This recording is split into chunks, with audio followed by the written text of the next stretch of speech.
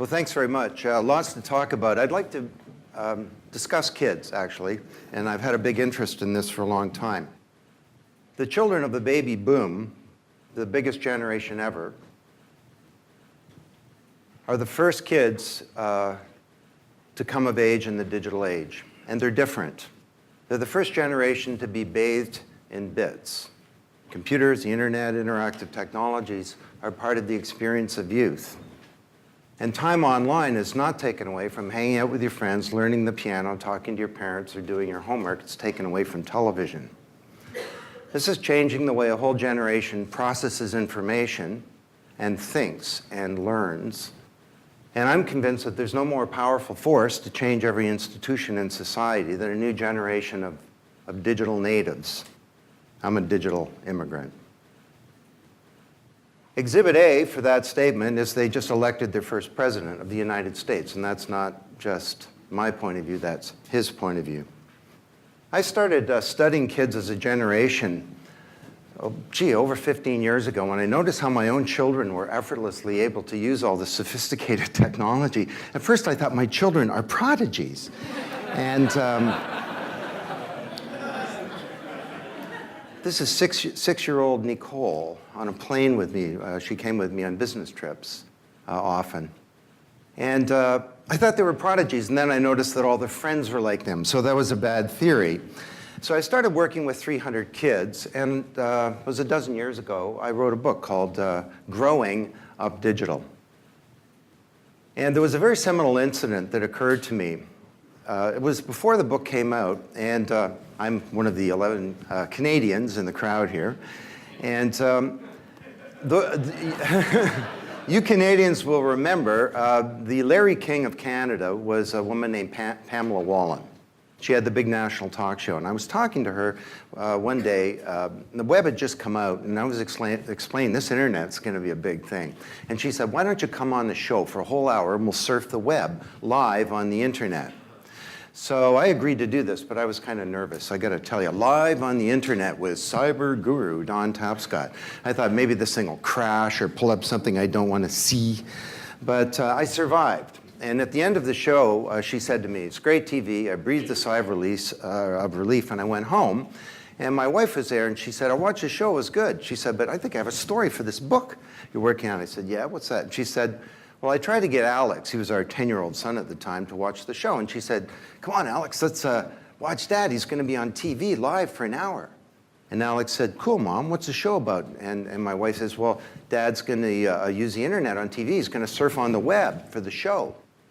And Alex said, Dad's going on television for an hour and all he's going to do is use the internet? And she said, well, yes, Alex, that's the show. And he said, well, Mom, I don't really want to watch that because that's like the dumbest TV show I've ever heard of. Why would anyone want to watch Dad use the internet? And so he's confused. So I came home. The next morning, I decided I'm going to interview him for the book. And, actually, just to continue that part of the story, my wife says, well, Alex, it's this big technology revolution, and everybody's interested in the technology and how you use it and so on. And he said to her, he said, Mom, this is so embarrassing. All my friends are going to see this. You don't have to show people how to use the internet, do you? So, next day, I'm interviewing him. And I said, it's okay, Alex.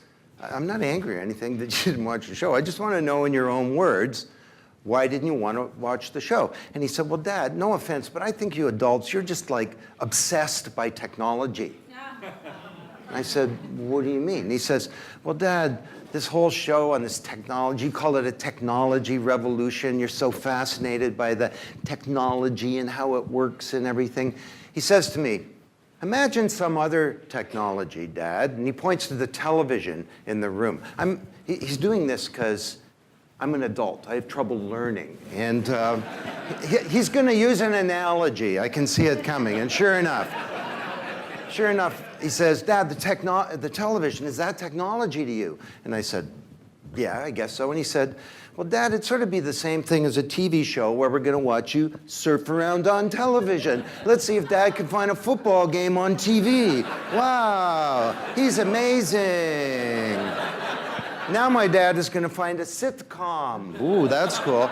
And then Nikki, who was about 13 at the time, she gets involved. And she says, yeah, Dad, I'm with Alex. Like, how about the refrigerator, Dad? Is that technology to you?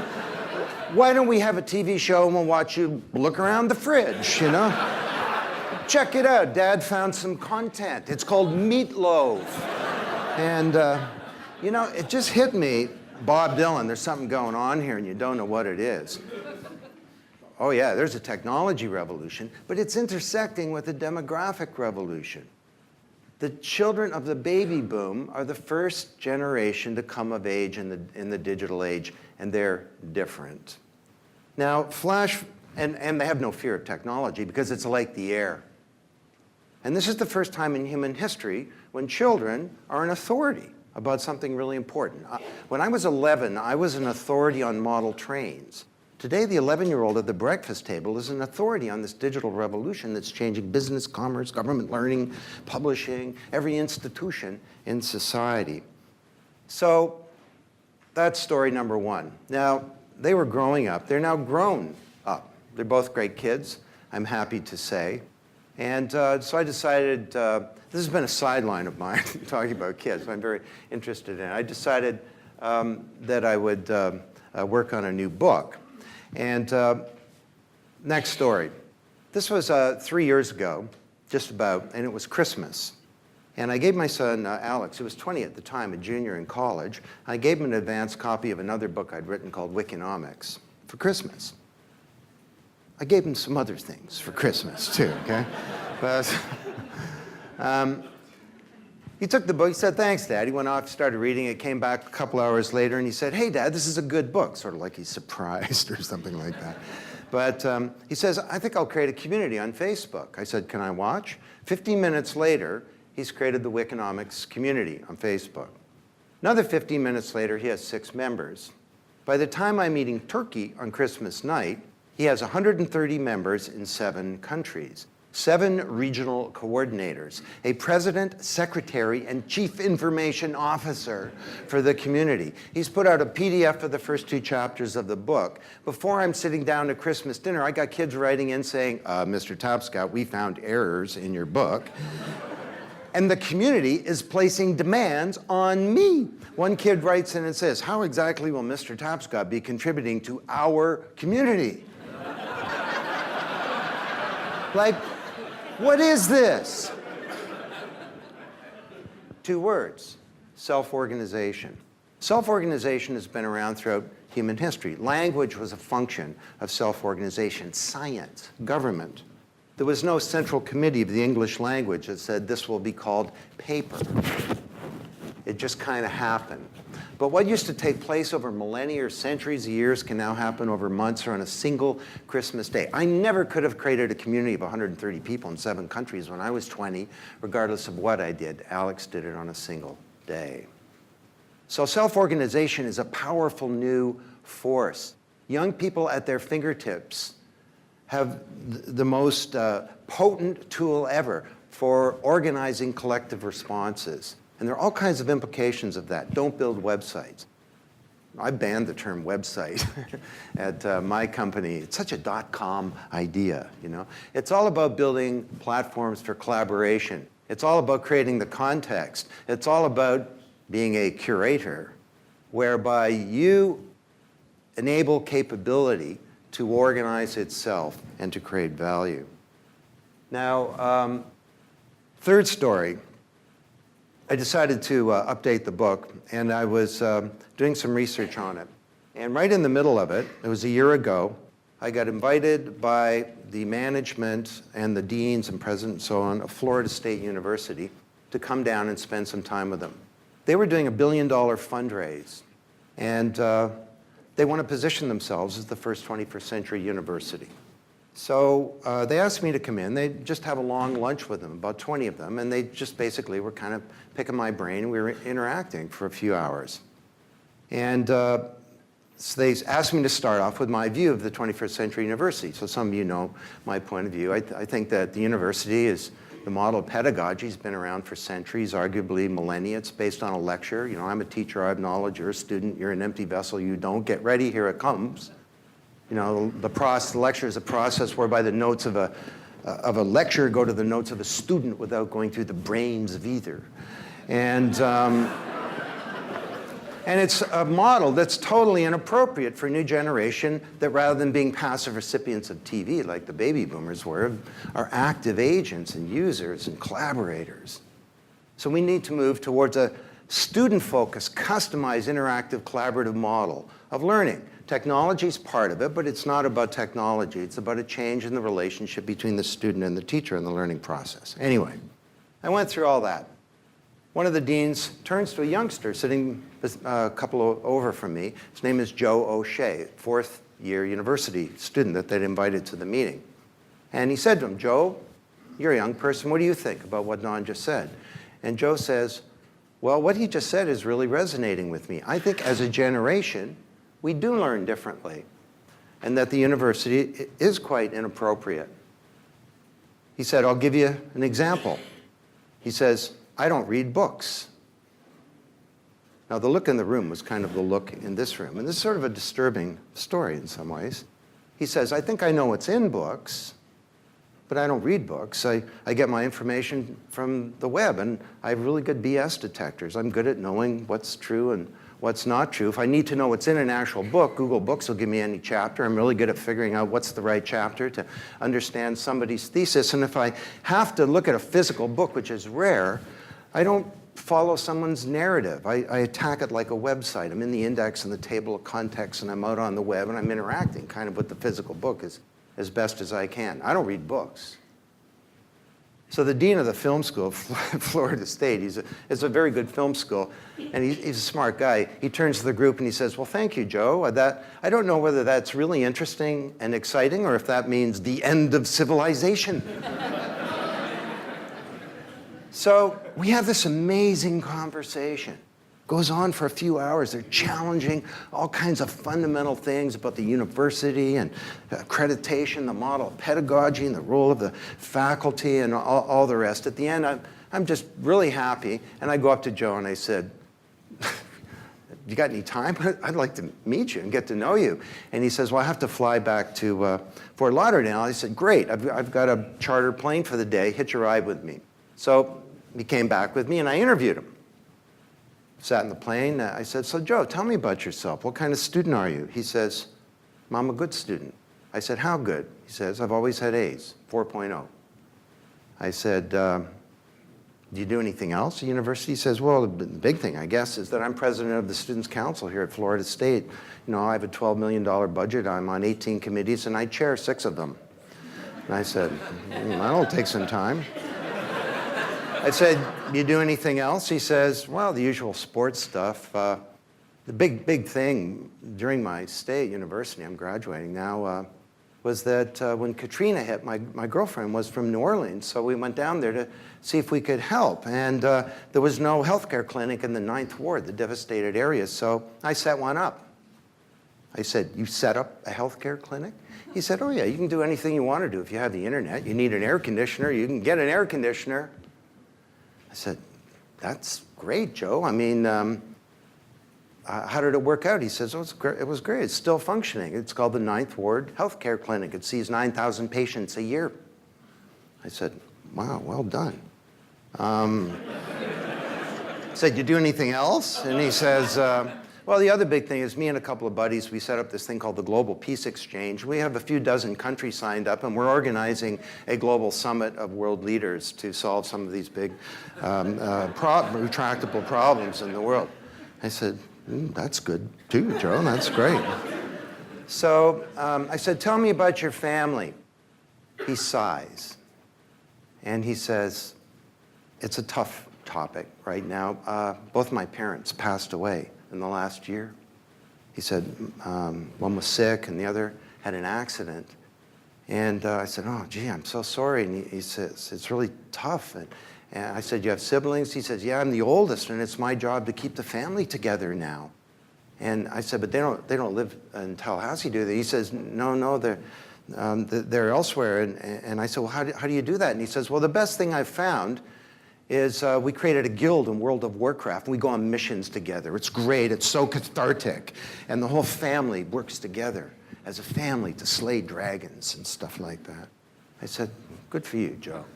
And I said, so what are you doing next year? He says, oh, I'm going to London, England to study. It's going to be so great. One reason is I'm going to get the British healthcare system. We just never had healthcare as kids. You know, we were from a poor family, just never went to the doctor. Joe O'Shea knows all about the British healthcare system. By the way, in our conversation, he also knows about Maslow's hierarchy of needs. He knows about Plato's theories on education. He knows about Ronald Coase and Coase's views on vertical integration and transaction costs. Joe is as knowledgeable as anybody I've ever met, actually, but he doesn't read books. So I said to Joe, what are you taking next year? He says, I'm doing a master's in philosophy. And I said, wow, good for you. What school? He says, Oxford. Oxford and Cambridge would be the two hardest places in the world to get into, to do a master's of philosophy. Actually, pretty much to do a master's of any liberal arts. I said, wow, Joe, that's amazing. Good for you. I said, did you get some financial aid? Because I knew that he's comes from a poor family. He's now an orphan. And he says, oh, yeah, it's great. I've got this scholarship. It covers everything. And I said, good for you. Where'd it come from? He said, it's called a Rhodes Scholarship.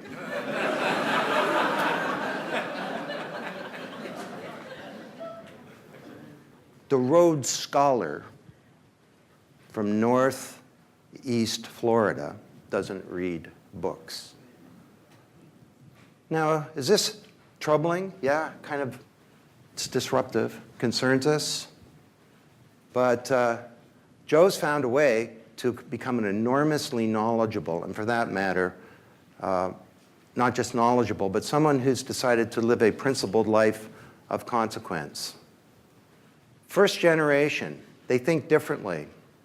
And the reason is that between the ages of 8 and 18, extended adolescence, how you spend your time determines what your brain is like. And if you spend 24 hours a week, like the baby boomers did, being the passive recipients of TV, you get a certain kind of brain.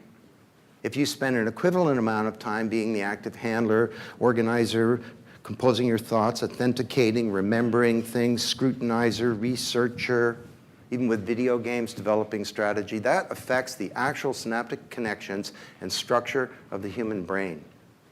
And my research on this topic, I did a $4 million study, concluded at complete odds with conventional wisdom on this topic, that this is, quote, the dumbest generation. It's the title of a book, How the Digital Age Stupefies Young Americans and Jeopardizes Our Future.